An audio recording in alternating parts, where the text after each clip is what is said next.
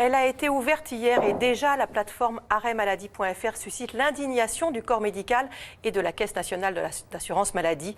Ce site internet permet en effet d'obtenir un arrêt de travail de 3 jours maximum sans rendez-vous chez le médecin grâce à une rapide téléconsultation. Quelques clics suffisent, vous le voyez ici, c'est très rapide. L'utilisateur coche des cases avec ses symptômes.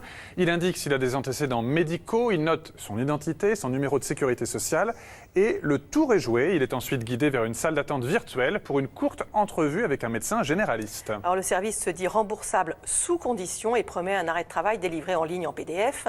La Caisse nationale d'assurance maladie a annoncé vouloir faire fermer ce site internet et engager une action en référé devant le tribunal. Pour en parler, on va accueillir le docteur Jean-Christophe Calme qui est le vice-président d'MG France. Bonjour. Bonjour.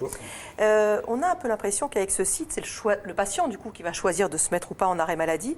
Vous en pensez quoi, vous ?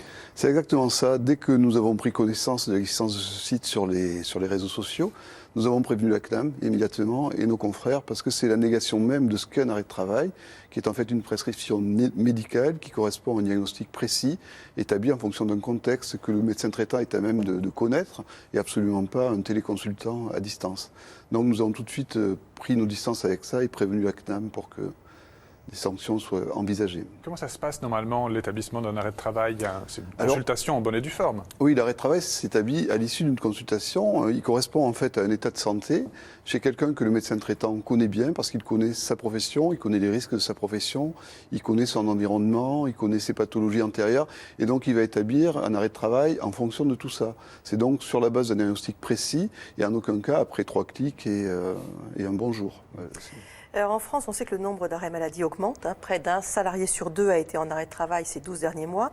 Ce site s'ouvre en fait en France parce qu'il y a un marché.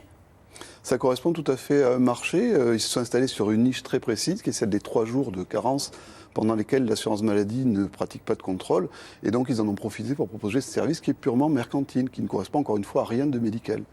Alors, le fondateur du site s'appelle Kanazai, estime que son service va permettre de réduire le nombre d'arrêts de maladie en France. Il se fonde notamment sur l'exemple de la Norvège où les salariés sont autorisés à s'auto-arrêter pendant 3 jours. Est-ce que vous pensez que c'est vrai et surtout, est-ce que vous pensez que ça va marcher ou pas? Si tant est que ça continue. Oui. J'ai pas d'antériorité sur ça, mais ce que je sais, c'est que si on prend le cas des téléconsultations et de la prescription d'antibiotiques, on a toujours constaté que les prescriptions d'antibiotiques augmentaient pendant les téléconsultations. Il n'y a aucune raison qu'il en soit autrement pour les arrêts de travail. Et quand vous offrez un arrêt de travail en quelques clics, comme vous venez de le montrer, on peut se douter de l'effet inflationniste que ça va avoir sur la prescription d'arrêt de travail. Donc c'est une très mauvaise chose à mon sens. L'idée aussi serait éventuellement de pouvoir lutter contre les déserts médicaux et permettre à ceux qui vivent dans des déserts médicaux d'obtenir un arrêt maladie. Ça vous paraît audible ? Non, encore une fois, l'arrêt de travail correspond à un diagnostic précis qui est argumenté et les déserts médicaux, on est en train de s'organiser pour essayer de répondre à ces problèmes de déserts médicaux. Je pense qu'il faut laisser le temps aux professionnels de santé de s'organiser, c'est en train de se faire et tous ces problèmes-là devraient se régler petit à petit. Mais certainement pas comme ça. Merci beaucoup d'être venu. Merci à vous. Le virus de la grippe se